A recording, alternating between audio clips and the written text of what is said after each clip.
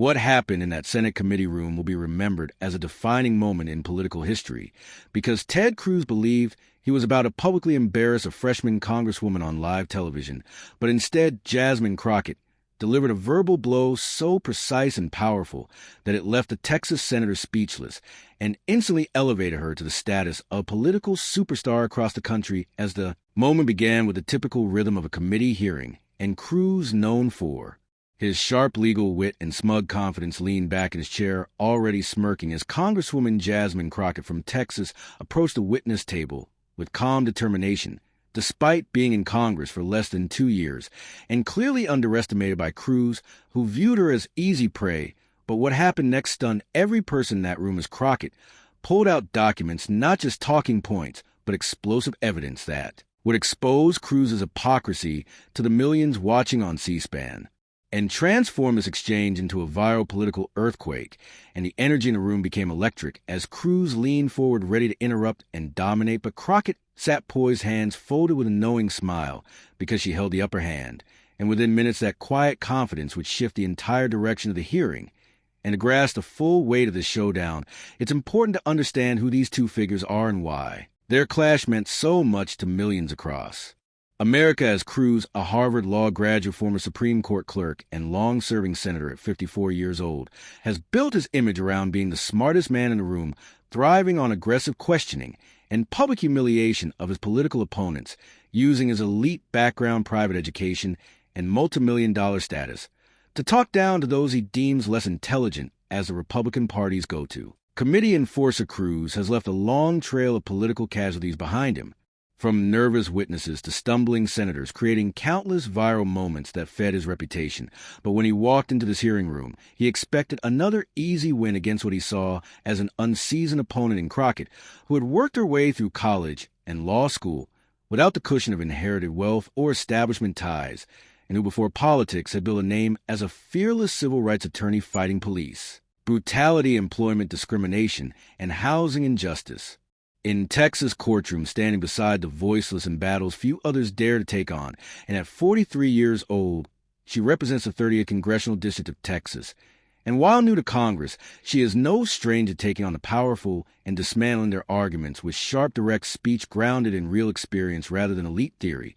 And that contrast is exactly what made this confrontation so powerful, because on one side was the archetype of political privilege, and on the other a black woman from a working-class background who earned her place through grit and skill, not legacy or wealth.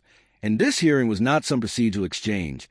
It was centered on voting rights legislation, a subject Crockett had championed long before holding office, having seen firsthand how suppression tactics undermined democracy across Texas, while Cruz had consistently opposed expanding voter access, claiming it would lead to fraud and government overreach, making him a darling of conservative circles and a target for civil rights advocates. And the stakes could not have been higher, as voting rights were under siege in states across the nation.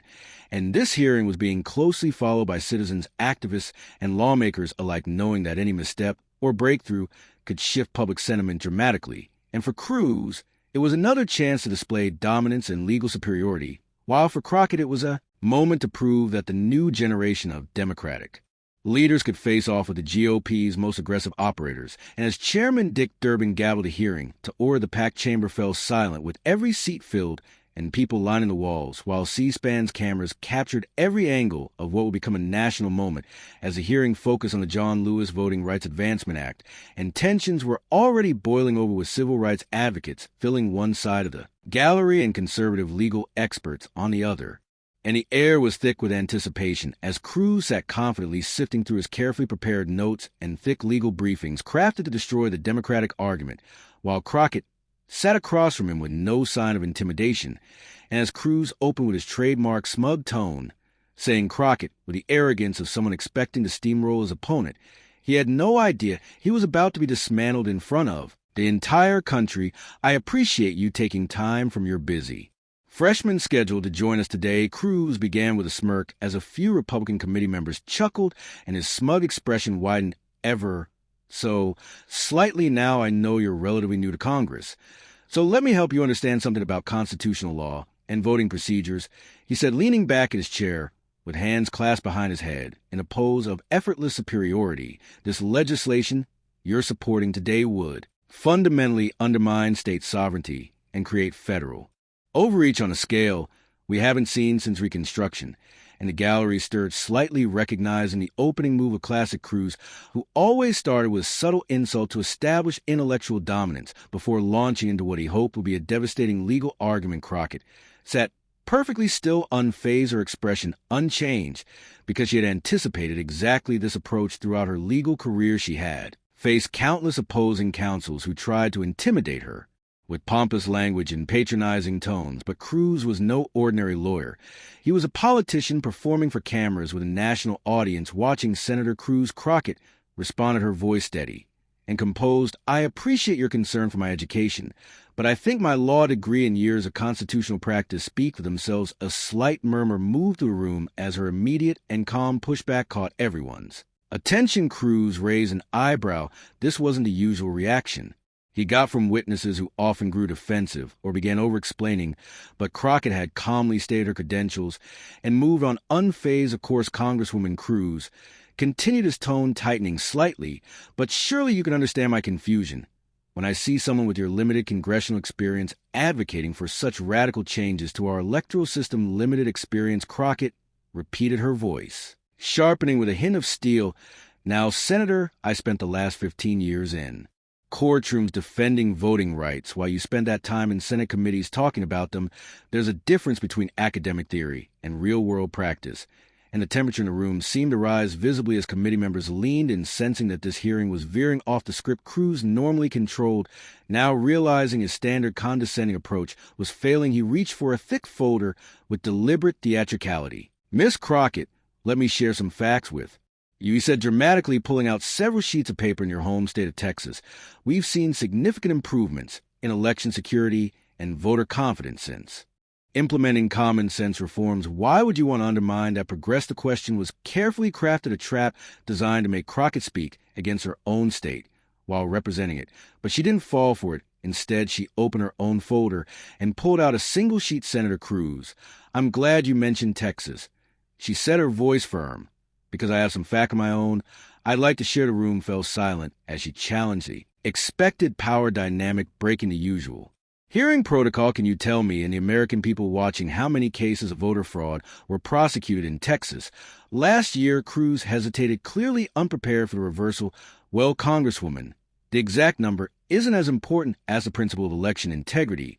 The number is 43. Crockett interrupted smoothly. 43 cases of voter fraud in a state with over 17 million registered voters. That's less than 0.00003%, and the room buzzed as Crockett flipped the script, putting Cruz on the defensive with hard data. Cruz's jaw tightened.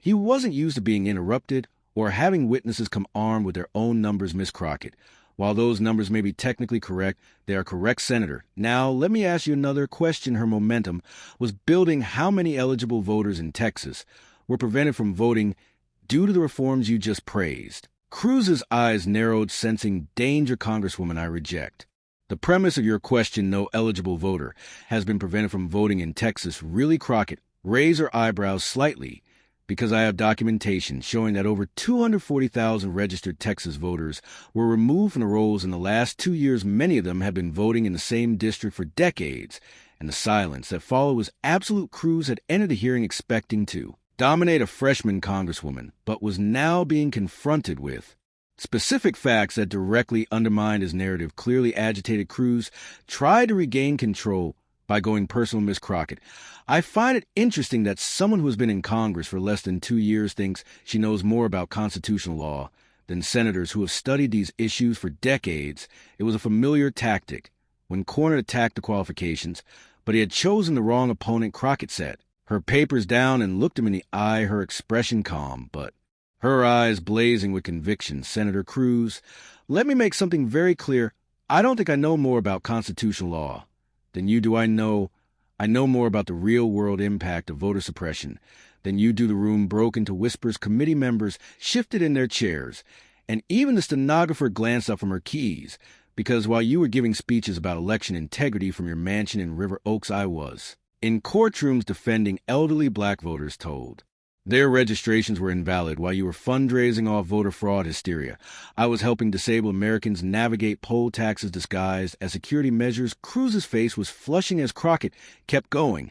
And while you were flying Cancun during a winter storm that killed hundreds of your constituents, I was in community centers helping people understand their voting rights. And the reference to Cancun hit like a thunderclap, recalling the scandal that had deeply damaged Cruz in 2021, now resurrected on national television. The room was electric. Republicans looked uneasy. Democrats leaned forward, and the gallery was utterly silent, hanging on every word. Cruz reached shakily for his water glass, his famous calm slipping in front of a live audience as the moment that would break the internet drew closer. Cruz's face, now visibly red, tried one last desperate move. Crockett, he said, his voice tight with rage, I find your grandstanding absolutely ridiculous. You sit here making accusations about voter suppression while ignoring the real threats to election integrity or partisan rhetoric is exactly what's wrong with Congress today. He paused, attempting to deliver what he thought would be a final blow, and frankly, your emotional outbursts and victim mentality are not what the American people need from their representative. Perhaps if you spent less time playing identity politics and more time actually learning how government works, these hearings would be more productive. Cruz concluded with thinly veiled contempt, having dismissed Crockett's fact-based arguments as emotional outbursts, accused her of playing identity politics, and implied she lacked a basic understanding of governance, all while she had just used his own record to dismantle his narrative point by point. But Cruz's worst mistake was still to come, because his arrogance had fully taken over, and he was about to say something that would haunt him for months. Maybe Cruz continued, his voice now dripping with condescension. You should focus on representing your district instead of trying to lecture senators who have been fighting for conservative principles since before you knew what a law book looked like. The words fell like poison into the chamber air. Several Democratic members winced openly, and even some Republicans shifted uncomfortably. Cruz had just crossed a line. He hadn't merely challenged Crockett's positions, he had questioned her intelligence, her experience, and her very right to speak in that room as a member of Congress. Crockett did not react immediately. She sat perfectly still, her expression unreadable for what felt like an eternity, but was likely only a few seconds. When she finally spoke, her voice was quiet, deliberate, and devastating. Senator Cruz, I want to thank you for that response, she said slowly, because you just demonstrated better than I ever could why we need voting rights legislation in this country. She reached calmly into her folder and pulled out another document. You see what you just did, dismissing my arguments as emotional, suggesting I don't understand government telling me to stick to local issues instead of shaping national policy. That condescension has been used to silence voices like mine for generations, and the room was now so quiet it seemed to hold its breath. Even Republican members were paying close attention. But here's what's different today, Senator. I'm not going anywhere, and neither are the millions of Americans who sent me here. Crockett then pulled out a thick stack of documents and held them up. Senator Cruz, since you brought up understanding how government works, allow me to offer you a little education. She held up the first document. This is a legal brief you filed in 2018 arguing that certain voting procedures were unconstitutional federal overreach. She placed it on the table and lifted another. This is a brief you filed in 2020 where you argued the same procedures were essential for election integrity. Cruz blinked, his eyes widened ever so slightly. This is a statement you made in 2019 calling mail-in voting an invitation to fraud, she said, holding